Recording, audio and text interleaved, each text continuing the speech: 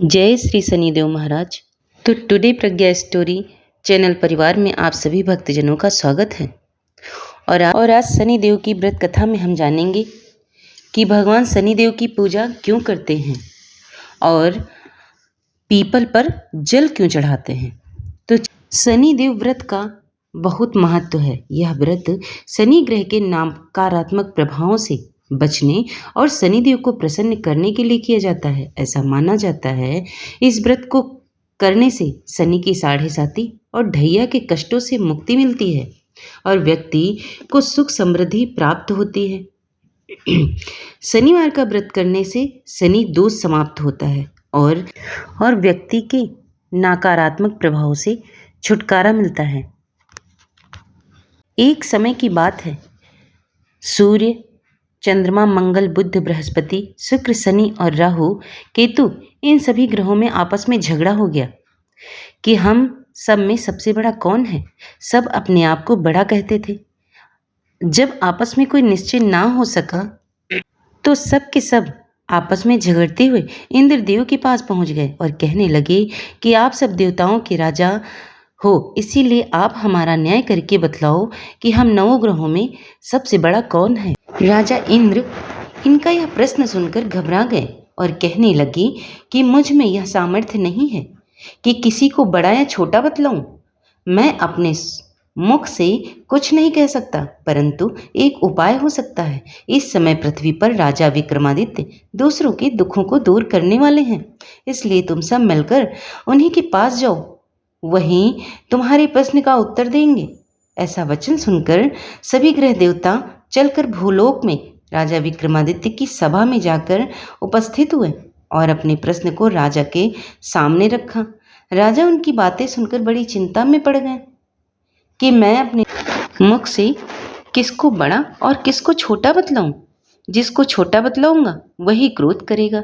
परंतु उनका झगड़ा निपटाने के लिए राजा ने एक उपाय सोचा कि सोना, चांदी, कांसा, पीतल, सीसा, रांगा, जस्ता, अभ्रक, लोहा आदि 9 धातुओं के 9 आसन बनवाएं और सब आसनों को क्रम से, जैसे सोना सबसे पहले और लोहा सबसे पीछे बिछाए गए। तत्पश्चात राजा ने सब ग्रहों से कहा, आप लोग अपने अपने क्रम से आसनों पर बैठिए। जिसका आसन सबसे आगे है वह सबसे बड़ा और जिसका आसन सबसे पीछे है उसे सबसे छोटा जानिए। चूँकि लोहा सबसे पीछे था और शनिदेव का आसन था, इसलिए शनिदेव ने समझ लिया कि राजा ने मुझको सबसे छोटा बना दिया। इस पर शनि का बड़ा क्रोध आया और कहा, राजा तू मेरे पराक्रम को नहीं जानता। सूर्य एक राशि पर एक महीना और चंद्रमा 2.25 दिन, मंगल 1.5 महीना, बृहस्पति 13 महीने और बुध और शुक्र 1 महीने, राहु और केतु दोनों उल्टे चलते हुए केवल 18 महीने तक राशि पर रहते हैं, परंतु मैं एक ही राशि पर 30 महीने तक रहता हूँ। बड़े बड़े देवताओं को भी मैंने भीषण दुख दिया है। राजन सुनो, रामचंद्र जी का साढ़े साती आई तो वनवास हो गया और रावण पर आई तो राम और लक्ष्मण के सेना लेकर लंका पर चढ़ाई कर दी। रावण के कुल का नाश कर दिया। राजा तो अब सावधान रहना। राजा कहने लगा, जो कुछ भाग्य में होगा देखा जाएगा। उसके बाद अन्य ग्रह तो प्रसन्नता पूर्वक चले गए, परंतु शनिदेव बड़े ही क्रोध के साथ वहां से सिधारे। कुछ समय काल बीतने पर जब राजा को साढ़े साती की दशा आई तो शनिदेव घोड़ों के सौदागर बनकर उनके अनेक सुंदर घोड़ों के साथ राजा की राज्य में आए। जब राजा ने सौदागर के आने की खबर सुनी तो अपने अश्वपाल को अच्छे अच्छे घोड़े खरीदने की आज्ञा दी। अश्वपाल ऐसे अच्छे नस्ल के घोड़ों को देखकर और उनके मूल्य सुनकर चकित हो गया और तुरंत ही राजा को सूचना दी। राजा उनमें से एक अच्छा सा घोड़ा चुनकर उस पर सवारी के लिए चढ़े। राजा के घोड़े की पीठ पर चढ़ते ही घोड़ा जोर से भागा और बहुत दूर एक बड़े जंगल में जाकर राजा को छोड़कर अंतर्ध्यान हो गया और राजा अकेला जंगल में भटकता फिरता रहा। बहुत देर बाद राजा ने भूख और प्यास से दुखी होकर भटकते भटकते एक ग्वाले को देखा। ग्वाले ने राजा को प्यास से व्याकुल देखकर पानी पिलाया। राजा की उंगली में एक अंगूठी थी। उसने उसे निकालकर प्रसन्नता के साथ ग्वाले को दे दी और शहर की ओर चल दिया।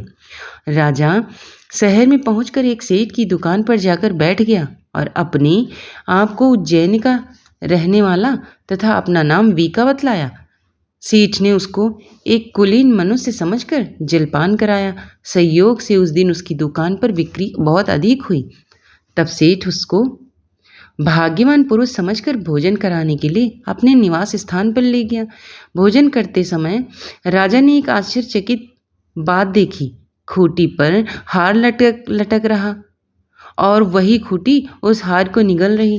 भोजन के पश्चात घर आने पर जब सेठ को घर में हार ना मिला तो सबने यही निश्चय किया कि सिवाय उस व्यक्ति के और कोई घर में नहीं आया, अतः अवश्य ही उसने ही चोरी की है। परंतु वीका ने हार लेने से इनकार कर दिया। इस पर 5-7 आदमी इकट्ठे होकर उसको फौजदार के पास ले गए और फौजदार ने उनको राजा के सामने उपस्थित कर दिया और कहा कि ये आदमी तो भला प्रतीत होता है, चोर नहीं मालूम होता, परंतु सेठ का कहना है कि इसके सिवाय कोई और घर ही नहीं आया, अवश्य ही इसी ने चोरी की है।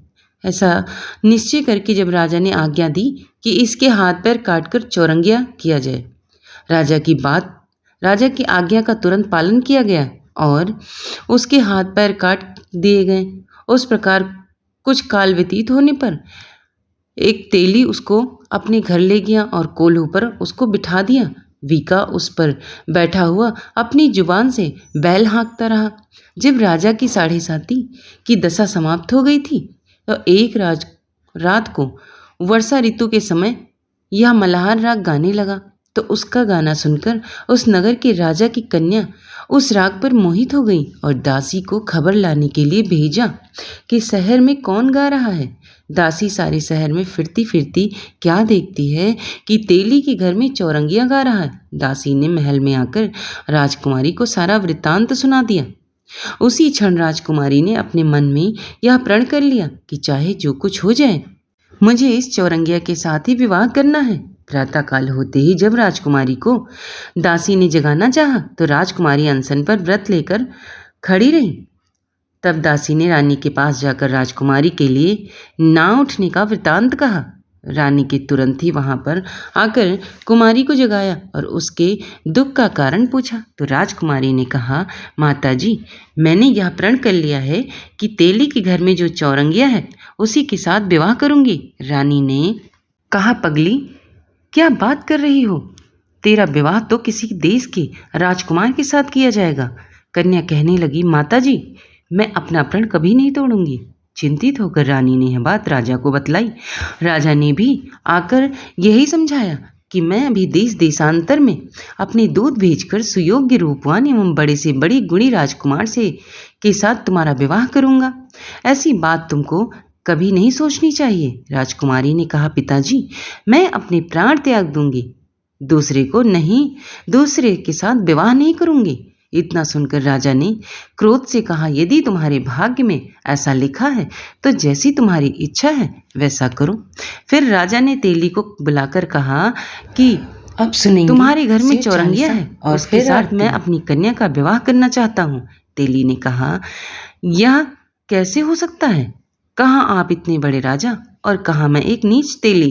परंतु राजा ने कहा, भाग्य में लिखे कि कोई टाल नहीं सकता। जाओ, अपने घर जाकर विवाह की तैयारी करो। राजा ने उसी समय तोरण स्तंभ लगवाकर राजकुमारी का विवाह चौरंगिया विक्रमादित्य के साथ कर दिया। रात्रि को जब विक्रमादित्य और राजकुमारी महल में सोए तो आधी रात के समय शनिदेव ने विक्रमादित्य को स्वप्न में दिखाया कि राजा, मुझको छोटा बतलाकर तुमने कितने दुख उठाए। राजा विक्रमादित्य ने क्षमा मांगी। शनिदेव ने प्रसन्न होकर विक्रमादित्य को हाथ पैर दिए तथा राजा ने कहा, महाराज, मेरी एक प्रार्थना स्वीकार करें। जैसा दुख आपने मुझे दिया है ऐसा और किसी को भविष्य में ना देंगे। शनिदेव ने कहा, तुम्हारी यह प्रार्थना स्वीकार है। जो मनुष्य मेरी कथा सुनेगा या कहेगा, उसको मेरी दशा में कभी भी किसी प्रकार का दुख नहीं होगा। और जो निश्चय ही मेरा ध्यान करेगा या चींटियों को आटा डालेगा, उसकी सब मनोरथ पूर्ण होंगे। इतना कहकर शनिदेव अंतर ध्यान हो गए। इसी बीच राजकुमारी की आंखें खुली और उसने राजा के हाथ पांव देखे तो आश्चर्य को प्राप्त हुई। उनको चकित देखकर राजा ने अपना सारा हाल बताया कि मैं उज्जैनी का राजा विक्रमादित्य हूँ। यह बात सुनकर राजकुमारी अत्यंत प्रसन्न हुई। प्रातःकाल राजकुमारी से उसकी सखियों ने पूछा तो उसने अपने पति का सारा वृत्तांत कह सुनाया। तब सबने प्रसन्नता प्रकट की और कहा, ईश्वर ने अपनी मनोकामना पूर्ण कर दी। जब उस सेठ ने यह सुना तो वह विक्रमादित्य के पास गया और उसके पैरों पर गिरकर क्षमा मांगने लगा कि आप पर मैंने चोरी का झूठा दोष लगाया था, अतः आप मुझको जो चाहें दंड दें। राजा ने कहा, मुझ पर शनिदेव का कोप था, इसी कारण यह सब दुख मुझको प्राप्त हुआ है। इसमें तुम्हारा कोई दोष नहीं है। तुम अपने घर जाकर अपना कार्य करो। सेठ बोला, मेरी आत्मा को तभी शांति मिलेगी जब आप मेरे घर चलकर प्रीतिपूर्वक भोजन करेंगे। राजा ने कहा कि जैसी आपकी मर्जी वैसा ही होगा। तब सेठ ने अपने घर जाकर अनेक प्रकार के सुंदर भोजन बनवाए और राजा विक्रमादित्य को प्रीति भोज दिया। जिस समय राजा भोजन कर रहे थे, एक अत्यंत आश्चर्यचकित करने वाली बात दिखाई दी। जो खोटी हार को पहले निगल रही थी, वह अब हार उगल रही है। और जब भोजन समाप्त हो गया तो सेठ ने हाथ जोड़कर बहुत सी मोहरे राजा को भेंट की और कहा, मेरे श्री कंवरी नामक एक कन्या है, उसका पाणी ग्रहण आप करें। इसके बाद सेठ ने अपनी कन्या का विवाह राजा के साथ कर दिया और बहुत सा धन दहेज आदि दिया। इस प्रकार कुछ दिनों तक वहाँ निवास करने के पश्चात विक्रमादित्य ने उस नगर के राजा से कहा, अब मेरी उज्जैन जाने की इच्छा है। फिर कुछ दिनों के बाद विदा लेकर राजकुमारी मनभावनी और सेठ की कन्या सी कंवरी तथा दोनों जगह के दहेज के साथ अनेक दास दासी रथ और पालकियों सहित विक्रमादित्य उज्जैन की तरफ चले। जब शहर के निकट पहुँचे और नगरवासियों ने राजा विक्रमादित्य के आगमन का समाचार सुना तो समस्त उज्जैन की प्रजा अगवानी के लिए आई। राजा प्रसन्नतापूर्वक अपने महल में पधारे। सारे नगर में बड़ा भारी महोत्सव मनाया गया और रात्रि को दीपमाला की गई। दूसरे दिन राजा ने सारे राज्य में घोषणा कराई कि शनिदेव सब ग्रहों में सर्वोपरि हैं।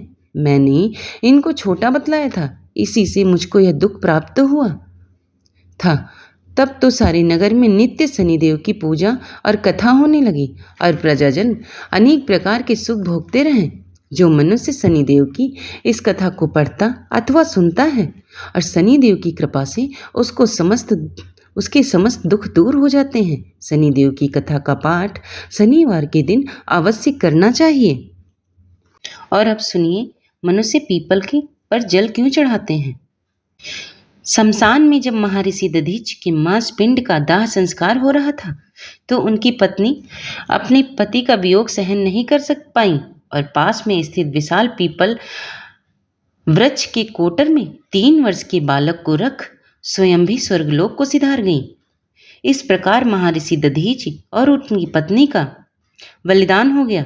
किंतु पीपल के कोटर में रखा बालक भूख प्यास से तड़प कर चिल्लाने लगा। जब कोई वस्तु नहीं मिली तो कोटर में गिरे पीपल के गोंदों के फल को खाकर बड़ा होने लगा। कालांतर में पीपल के पत्तों और फलों को खाकर बालक का जीवन एन केन प्रकारेण सुरक्षित रहा। एक दिन देवर्षि नारद वहां से गुजरे। नारद पीपल के कोटर में बालक को देखकर उसका परिचय पूछा। नारद बोले, बालक तुम कौन हो? बालक बोला, यही तो मैं भी जानना चाहता हूँ। नारद बोले, तुम्हारे जनक कौन हैं? बालक बोला, यही तो मैं भी जानना चाहता हूँ। तब नारद ने ध्यान धर देखा। नारद आश्चर्यचकित हो बताया कि हे बालक, तुम महान दानी महर्षि दधीचि के पुत्र हो। तुम्हारे पिता की अस्थियों का वज्र बनाकर ही देवताओं ने असुरों पर विजय पाई थी। नारद ने बताया कि तुम्हारे पिता दधीची की मृत्यु मात्र 31 वर्ष की कम आयु में हो गई थी। बालक, मेरे पिता की अकाल मृत्यु का कारण क्या था? नारद बोले, तुम्हारे पिता पर शनिदेव की महादशा थी। बालक बोला, मेरे ऊपर आई विपत्ति का कारण क्या था? नारद ने बताया, शनिदेव की महादशा। इतना बताकर देव ऋषि नारद ने पीपल के पत्तों और बूंदों को खाकर जीने वाले बालक का नाम पिप्पलाद रखा और उसे दीक्षित किया। नारद के जाने के बाद बालक पिप्पलाद ने नारद के बताए अनुसार ब्रह्मा जी की घोर तपस्या कर उन्हें प्रसन्न किया। ब्रह्मा जी ने जब बालक पिप्पलाद से वर मांगने को कहा तो पिप्पलाद ने अपनी दृष्टि मात्र से ही किसी भी वस्तु की जलाने की शक्ति मांगी। ब्रह्मा जी से वर मिलने पर सर्वप्रथम पिप्पलाद ने शनिदेव का आवाहन कर अपने सन्मुख प्रस्तुत किया और सामने पाकर आंखें खोलकर भस्म करना शुरू कर दिया। शनिदेव सशरीर जलने लगे। ब्रह्मांड में कोलाहल मच गया। सूर्यपुत्र शनि की रक्षा में सारे देव विफल हो गए। सूर्य भी अपनी आंखों के सामने अपने पुत्र को जलता हुआ देखकर ब्रह्मा जी से बचाने के हेतु विनय करने लगे। अंततः ब्रह्मा जी स्वयं पिप्पलाद के सन्मुख पधारे और शनिदेव को छोड़ने की बात कही, किंतु पिप्पलाद तैयार नहीं हुए। ब्रह्मा जी ने एक के बदले 2 वर मांगने की बात कही। जब पिप्पलाद ने खुश होकर निम्नवत 2 वरदान मांगे। पहला वरदान मांगा कि जन्म से 5 वर्ष तक किसी बालक की कुंडली में शनि का स्थान नहीं होगा, जिससे कोई और बालक मेरे जैसा अनाथ ना हो। मुझ अनाथ को शरण पीपल वृक्ष ने दी है, अतः जो भी व्यक्ति सूर्योदय से पूर्व पीपल वृक्ष पर जल चढ़ाएगा उस पर शनि की महादशा का असर नहीं होगा। ब्रह्मा जी ने तथास्तु कह वरदान दिया। तब पिप्पलाद ने जलते हुए शनि को अपने ब्रह्मदंड से उनके पैरों पर आघात करके उन्हें मुक्त कर दिया, जिससे शनिदेव के पैर क्षतिग्रस्त हो गए और वे पहले जैसी तेजी से चलने लायक नहीं रहे। अतः तभी से शनि शनैश्चराय या शनैश्चराय अर्थात जो धीरे चलता है वही शनैश्चर है कहलाएं और शनि आग में जलने के कारण काली काया वाले अंग भंग रूप में हो गए। संप्रति शनि की काली मूर्ति और पीपल वृक्ष की पूजा का यही धार्मिक हेतु है। आगे चलकर पिप्पलाद ने प्रश्न उपनिषद की रचना की, जो आज भी ज्ञान का बृहद भंडार है। तो प्रिय भक्तजनों, कथा पसंद आ गई है तो चैनल को लाइक शेयर सब्सक्राइब कर लेना। धन्यवाद।